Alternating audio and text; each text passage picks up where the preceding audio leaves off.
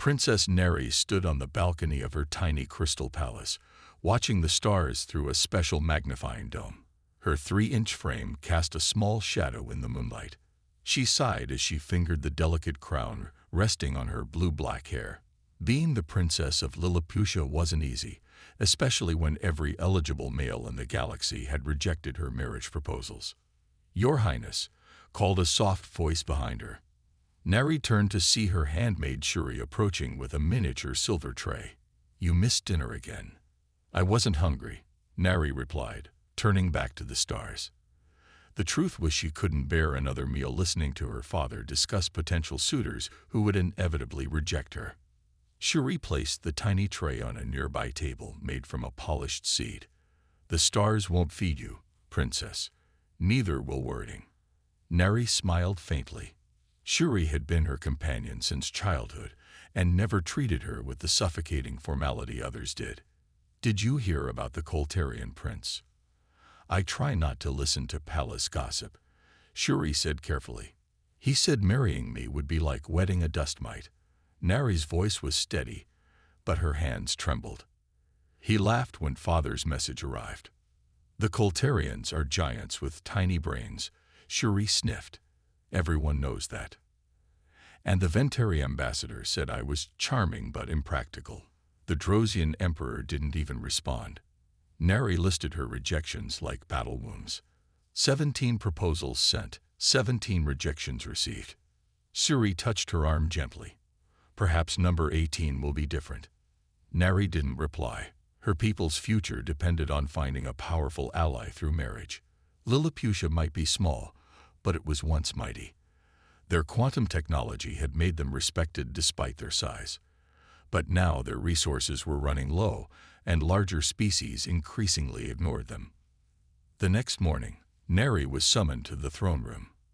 Her father, King Tayo, sat on his seed-pearl throne looking tired. The royal advisors were already gathered, their tiny forms arranged in a semicircle.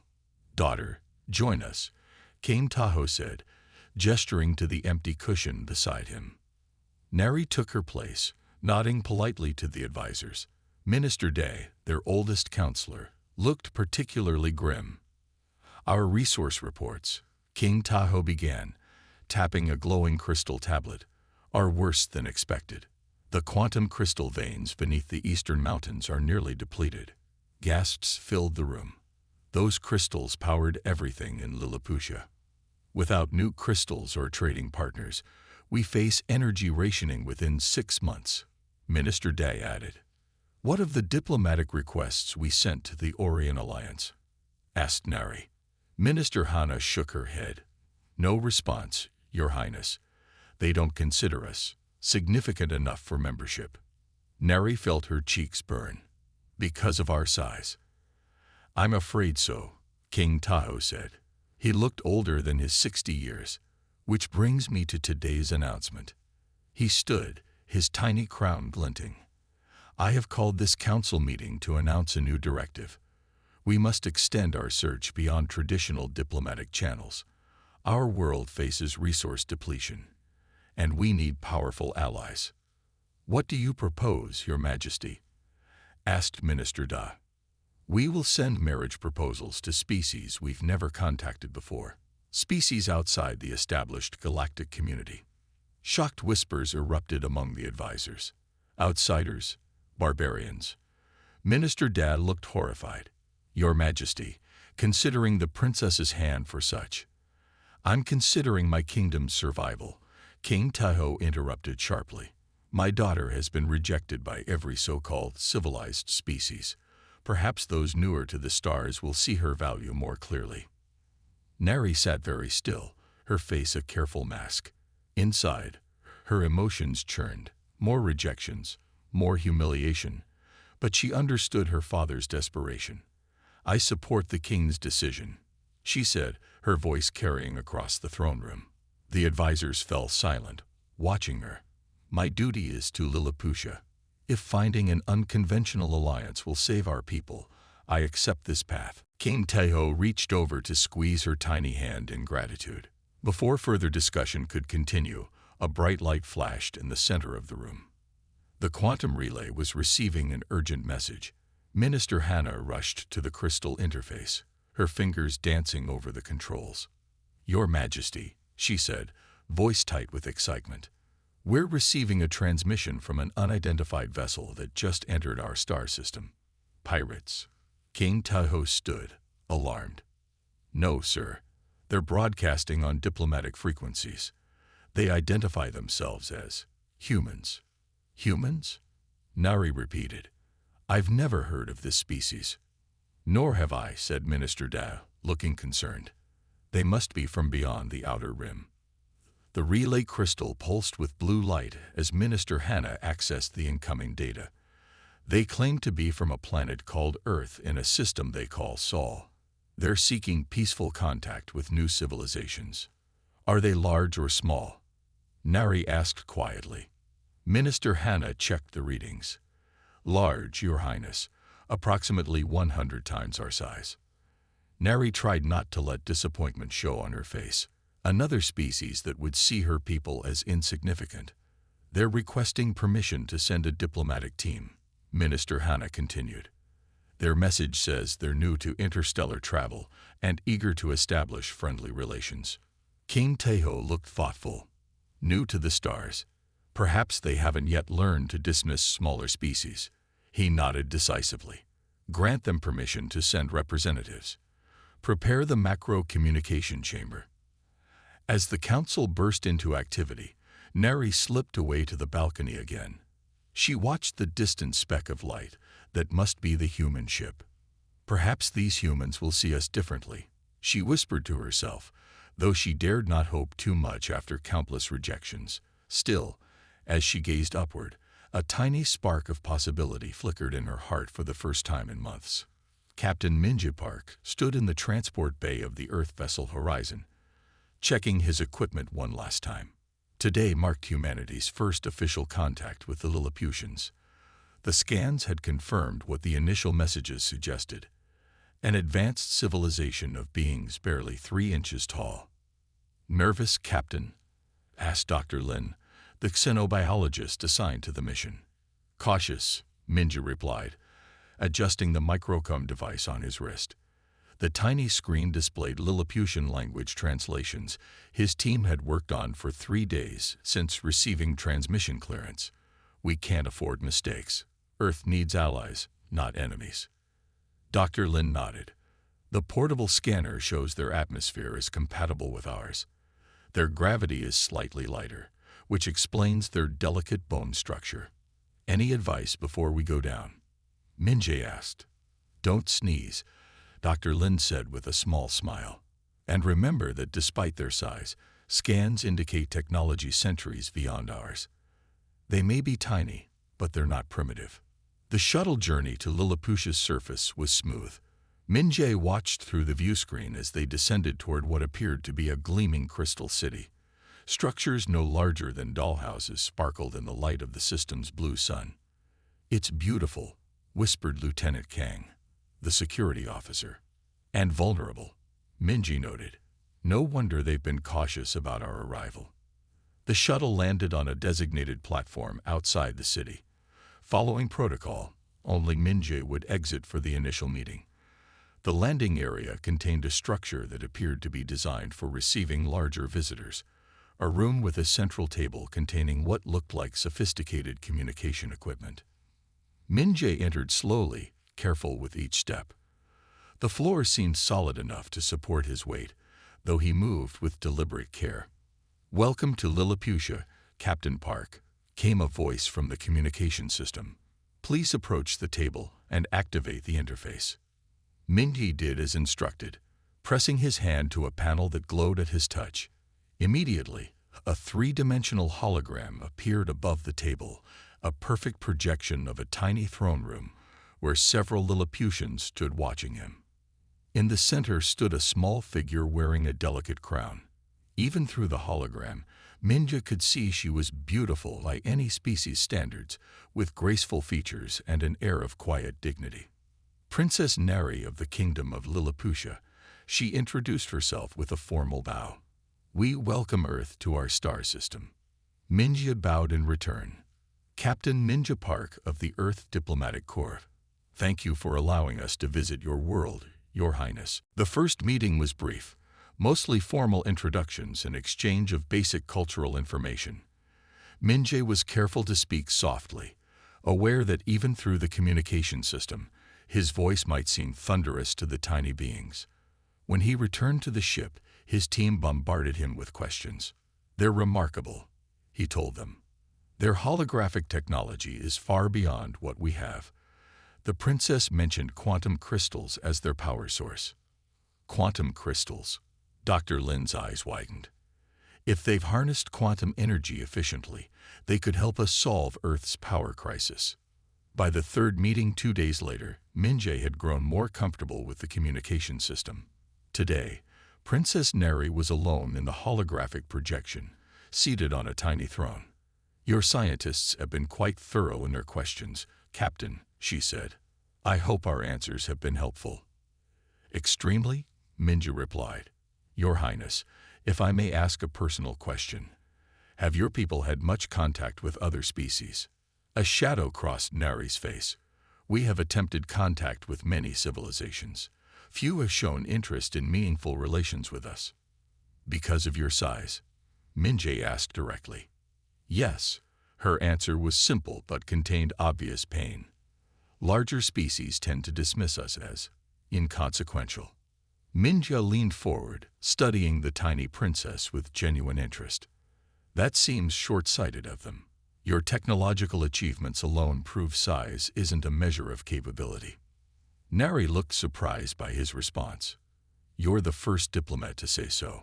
Most view us as curiosities at best. Your Highness, humans come from a planet with diverse life forms of all sizes, Minja explained. We have myths about tiny beings with magical powers. Your existence feels almost like those stories coming to life. Neri studied him through the projection screen.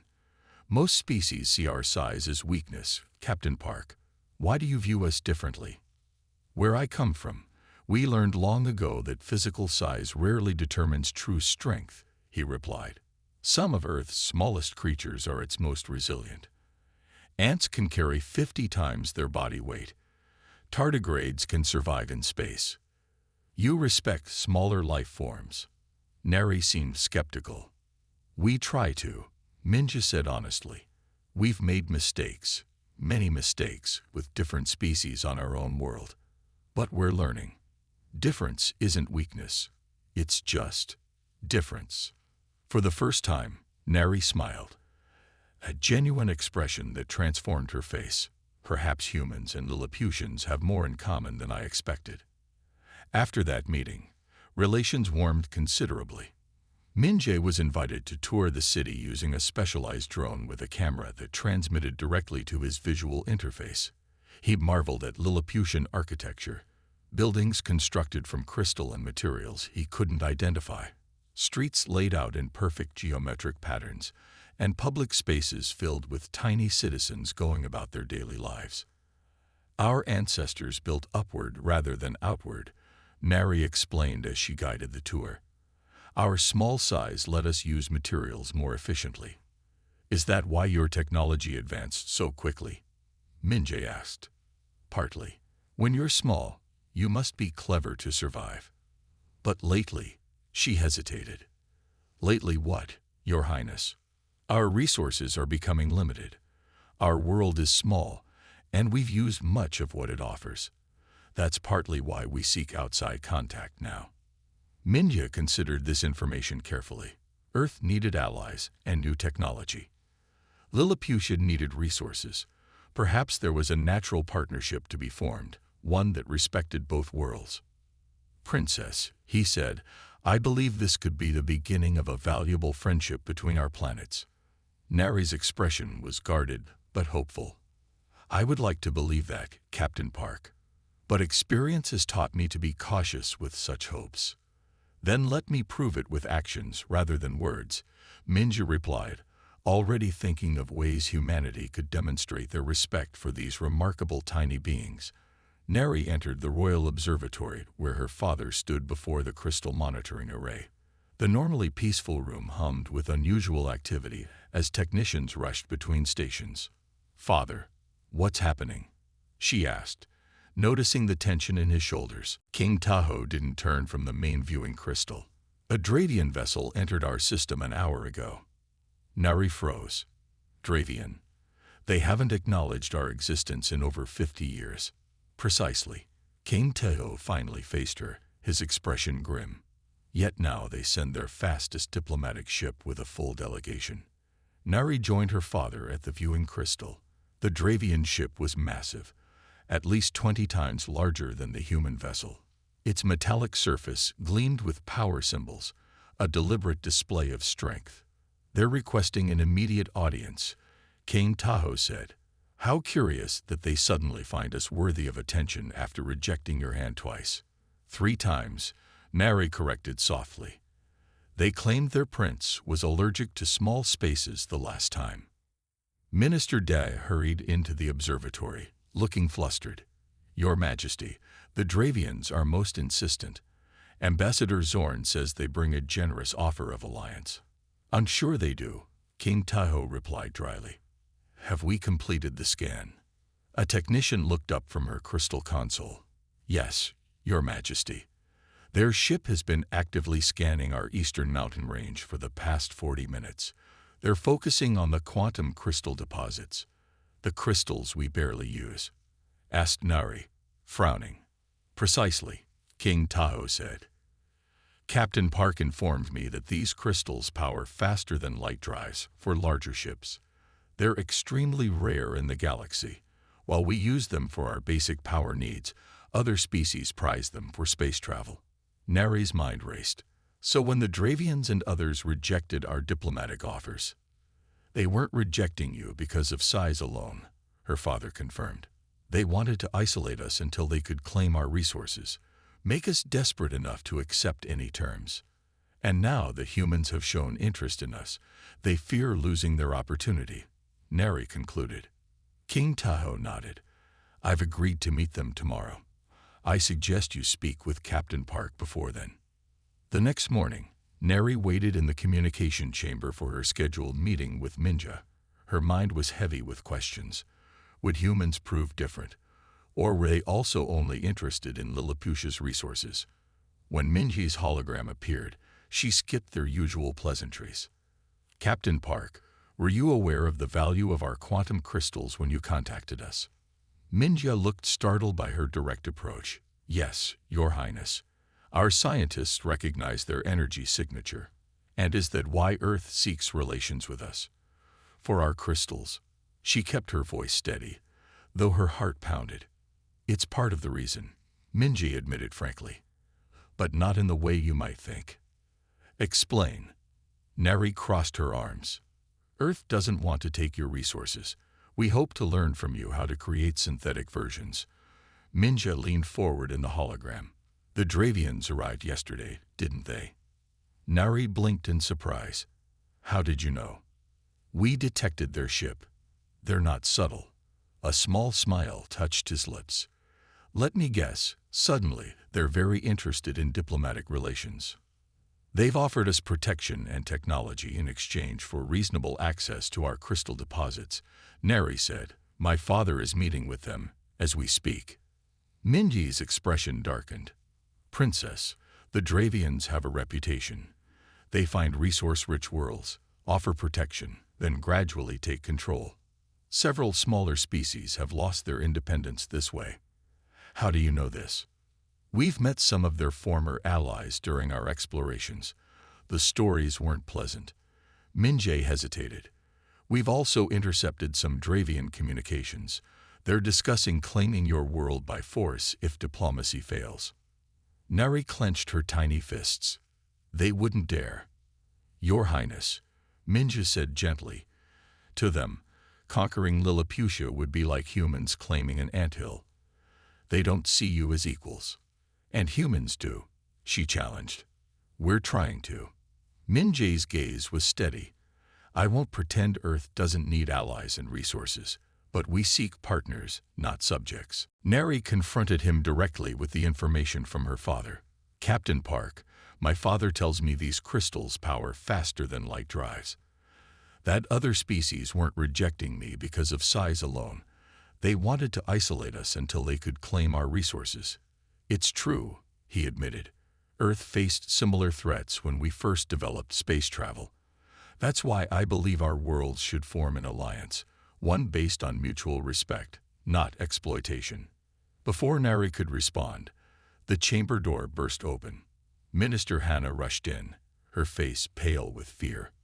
Princess, you must come quickly.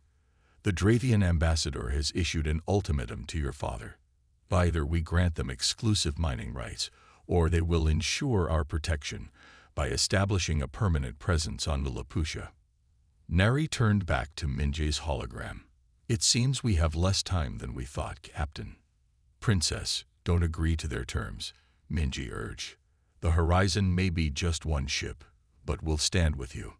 One human ship against the Dravian Empire. Minister Hannah looked horrified.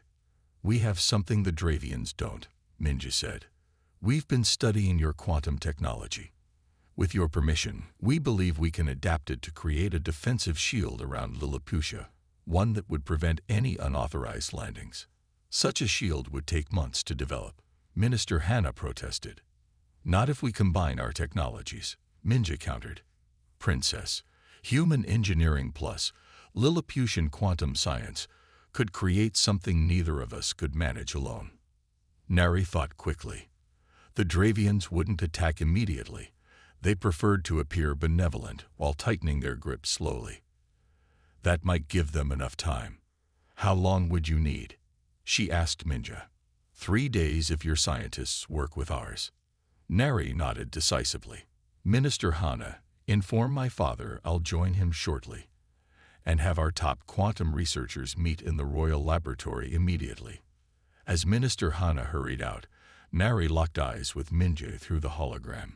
If you betray us, Captain Park, you should know that Lilliputians may be small, but our vengeance would be mighty. To her surprise, Minje smiled. I would expect nothing less, Your Highness.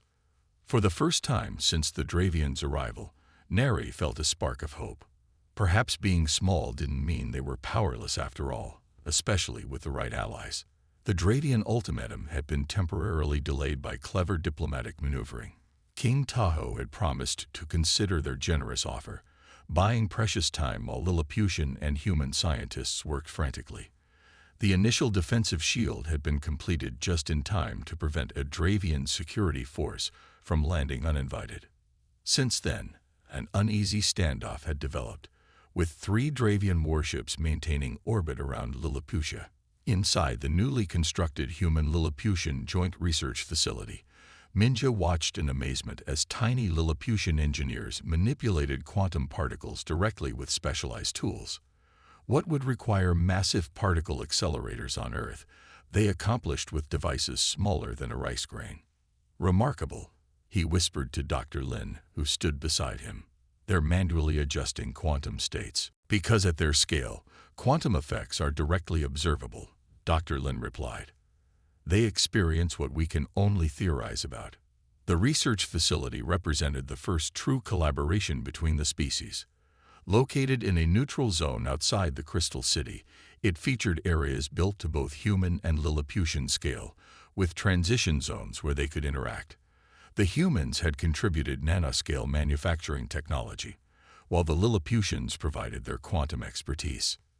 Minje was scheduled to meet Princess Neri today to test their newest innovation. He walked to the interaction chamber and placed a small headset over his eyes. These augmented reality glasses would adjust his perception of scale, allowing him to see Nari as if she were human-sized. Captain Park, call the voice from the chamber speaker. Princess Neri is ready for the test. A door at the far end of the room opened, and Minje held his breath. Instead of the tiny figure he expected, a human-sized silhouette entered. As it came closer, he could see it was an exosuit, a mechanical body about 5 feet tall with a transparent chamber at the top where the princess sat controlling it. Can you see me clearly? Nari asked, her voice amplified through the suit's speakers. Perfectly, Minje replied with a smile. How does it feel? Strange, she admitted as she took experimental steps forward. But wonderful to see the world from your perspective. The exosuit was their most ambitious project yet. Using nanoscale mechanics and powered by quantum crystals, it allowed Nari to navigate a human-sized world safely. Meanwhile, Minji's glasses adjusted his perception so he could interact with her naturally. "Shall we take a walk?" he suggested, offering his arm formally. Nari guided the exosuit's arm to rest against his. "Lead the way, Captain." They walked through a garden the humans had planted outside the facility. For the first time, they could experience the same environment together without technology mediating between them. "Your people's understanding of quantum mechanics is revolutionary," Minji told Nari as they walked together. "Our scientists are already applying your theories to problems we've struggled with for decades. When you're our size, you experience particle behavior directly," Nari explained. "What's theoretical to larger species is observable reality to us. Quantum uncertainty isn't a math problem. It's how we navigate our daily lives." "That's why your crystal technology is so advanced," Minji said. "You're not just using the energy, you're communicating with it." Nari nodded from inside her control chamber. "And your nanoscale manufacturing has allowed us to build things we could only dream of before. This exosuit would have been impossible without it." They stopped by a small pond where earth fish swam lazily. Nari watched them with fascination. "On Lilliputian, a creature this size would be a monster," she said. "On Earth, we keep them as pets," Minji replied with a laugh. Their pleasant conversation was interrupted by an urgent signal from Minji's communicator. "Captain Park to Command Center immediately," came a tense voice. "What's happening?" Nari asked as they hurried back toward the facility. "I don't know, but we'd better find out." In the command center, human and Lilliputian personnel worked side by side. The humans at standard consoles, the Lilliputians on miniature platforms with their own scaled equipment. "The Dravians are making their move," announced Commander June as they entered. 3 more warships just entered the system. They're demanding immediate surrender of all crystal mining rights. "And if we refuse?" Minji asked. "They've threatened to establish a security perimeter that would effectively blockade the planet." Nari's voice came clearly through her exosuit speakers. "They're testing our resolve. And our new defenses. Are we ready?" Minji turned to Chief Engineer Han, who was working with a team of Lilliputian scientists at a quantum interface. "The planetary shield is at 87% capacity," Han reported. "The defense drones are operational, but untested in combat." "My father won't surrender," Nari said firmly. "Not after coming this far." As if on cue, a communication came through from the royal palace. Kane Tahoe's tiny image appeared on the main screen. "The Dravian ambassador has been informed that Lilliputian declines their offer," he announced. "I've given them 1 hour to withdraw their forces from our system." "Your Majesty," Minji said respectfully, "the additional Dravian warships." "We are aware, Captain Park," the king interrupted. "It is time to show the galaxy that size does not determine destiny. Is the quantum mesh ready?" Chief Engineer Han nodded. "Yes, Your Majesty. On your command." "Activate it," Kane Tahoe ordered. Han and the Lilliputian scientists began an intricate sequence at their controls. Minji watched in fascination as the main view screen showed tiny points of light appearing around the planet. Thousands of quantum-linked nanodrones deploying into a defensive formation. "Dravian scout ships approaching," reported a human technician. "They're testing our perimeter."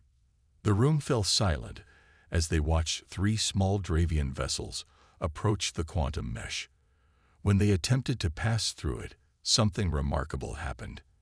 Instead of a typical energy shield that would repel the ships, the mesh simply redirected them. The scouts found themselves emerging on the opposite side of the planet from where they intended to go. "Quantum teleportation on a macro scale," Minji whispered in awe. "You've weaponized quantum entanglement." "Not weaponized," corrected Nari from her exosuit. "Protected." No one gets hurt, but no one gets through either. The Dravian ships tried again with the same result. After several attempts, they retreated to their fleet. I never thought I'd see this day, Minja said quietly to Nari. Your people have created a defense system that makes violence itself ineffective. With your people's help, she replied. Neither of us could have done this alone. On the view screen, the Dravian warships were powering down their weapons. Their ambassador was requesting a new communication channel. It seems the Dravians wish to negotiate, Kane Tahoe said with satisfaction. But this time, we will set the terms. The Dravian defeat changed everything. Word spread quickly through the galaxy about the tiny planet that had humbled a major power. Suddenly, species that had ignored Lilliputian for generations sent diplomatic missions. They all wanted the same thing: access to the revolutionary quantum technology created by the Human-Lilliputian Partnership. 3 months after the Dravian retreat, Minja stood on the observation deck of the research facility, watching the stars. The number of ships in orbit had grown weekly. Representatives from 12 different worlds now walked the halls of the facility, learning to appreciate the value of the galaxy's smallest civilization. "Trouble sleeping?" asked a familiar voice. Minji turned to see Nari approaching in her exosuit. She had personalized it over the months, adding delicate royal blue detailing that matched her favorite dresses. "Just thinking," he replied with a smile. 2 months ago, we were preparing for battle. Now we're hosting a galactic conference. Amazing what respect can achieve, Nari said, guiding her exosuit to stand beside him at the viewport. Though I suspect some of our visitors still see us as curiosities rather than equals. That will change with time, Minji assured her.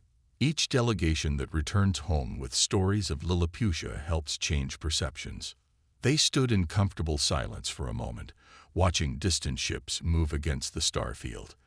Their relationship had evolved during the crisis, professional respect deepening into friendship, and then something more that neither had fully acknowledged. "My father has asked to speak with you tomorrow," Nari said finally. "About what?" "The future." She turned her exosuit to face him. "Our alliance has been successful, but it remains informal. Earth and Lilliputian have no binding agreement." "Does he have concerns?" Minja asked. "No, but he believes we should formalize our relationship while the galaxy's attention is focused on us." Nari hesitated. "My father wants me to consider our alliance terms. He believes a formal union would strengthen our position." "A political marriage?" Minja asked, surprised by his own disappointment at the concept. The idea of Nari marrying some Earth diplomat as a symbol made his heart sink. "Initially, perhaps," she admitted, "but I've come to value you for reasons beyond politics, Minja." It took a moment for her meaning to register. "Me, your father is suggesting." "Us," she confirmed, though he was careful to say the choice is mine. The princess looked down. "I understand if you find the idea impractical. Our differences are significant." Minja reached out to touch the exosuit's hand, knowing she could feel the pressure through the neural interfaces. "I've never cared about practical, Nari, only about what feels right." Her smile inside the control chamber was radiant. "And does this feel right?" "More than anything in my life," he answered honestly. The news of their engagement spread faster than either expected. Earth's government immediately supported the union, seeing the diplomatic and technological advantages.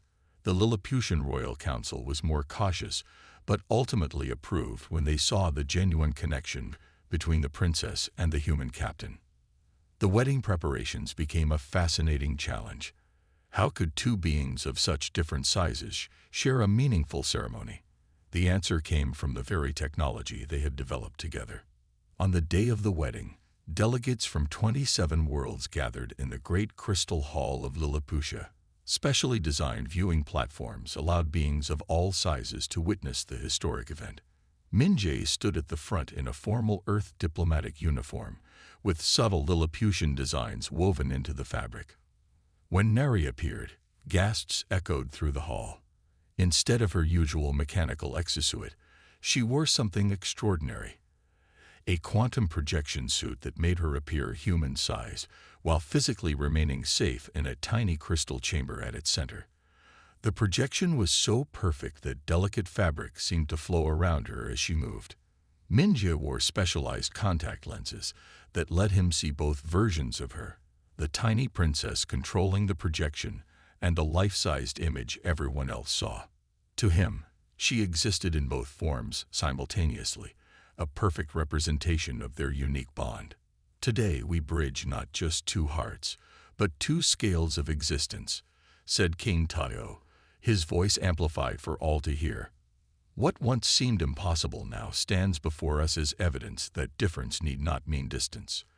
The ceremony blended Earth and Lilliputian traditions.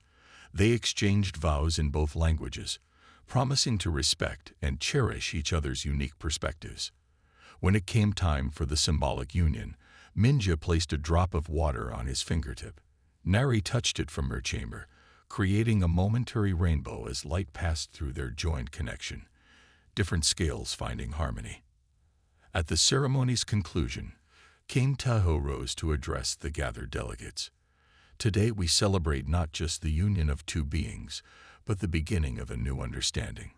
Therefore, I am proud to announce the establishment of the Galactic Diversity Council, headquartered here on Lilliputia with Earth as our principal ally. Applause filled the hall as delegates rose to their feet, appendages, or whatever they used to show approval. Our founding principle is simple, the king continued. Physical differences need not be barriers to cooperation and understanding. Size, shape, biology. These are merely forms. Intelligence, compassion, and respect transcend all physical limitations. As Minja and Nari stood together before representatives from dozens of worlds, their union symbolized a new era where even the smallest voices in the galaxy would be heard. Later, in a quiet moment alone, Nari deactivated her projection suit and emerged in her true 3-inch form onto Minji's outstretched palm. "Was it everything you hoped?" he asked softly. "More," she replied, looking up at him. "For the first time in my life, I wasn't seen as small. I was just seen." Minja carefully brought her close to his face so they could look directly at each other without technology between them. "I've never seen you as small, Nari, only as extraordinary." She smiled, touching his thumb with her tiny hand. "I think perhaps that's why you were the only one who could truly see me at all." Around them, the sounds of celebration continued as a new chapter in galactic history began, all because one human man had looked beyond size to see the person within. The end.